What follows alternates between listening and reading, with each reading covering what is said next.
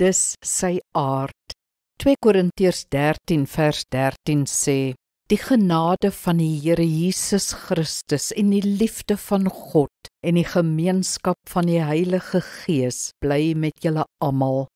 Wat is genade? Genade is die hartswete dat God my aanvaar en liefhet, sonder enige gedagte aan my goed wees of sleg wees. Genade is nie iets wat ek kan verstaan, analiseer of rasionaliseer nie.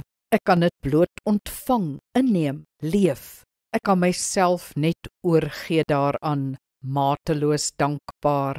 Ek kan besef dat ek 'n onverdiende ontvanger is, 'n begenadigde, 'n geliefde. Nie omdat ek so lieflik of liefbaar is nie, of so oulik en besonders nie, maar omdat God so 'n liefdevolle en genadige God is. Dis sy aard. God is liefde, en daarom, en slegs daarom, is ek 'n geliefde. As ons onsself in hierdie toestand van onverdiende genade bevind, word dit ons krag, ons dryfkrag om te groei, te gee, te dien, lief te hê, te aanbid. Genade dra ons voort. Kom ons bid saam.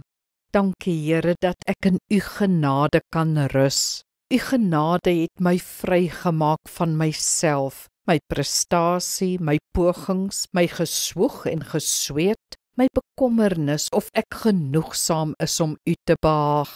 Ek behaag U reeds, Here, bloot op grond van my kind wees. Watter genade! Nou kan ek vrede hê en vry wees om U te dien met my hele hart. Amen. Die Here seën jou.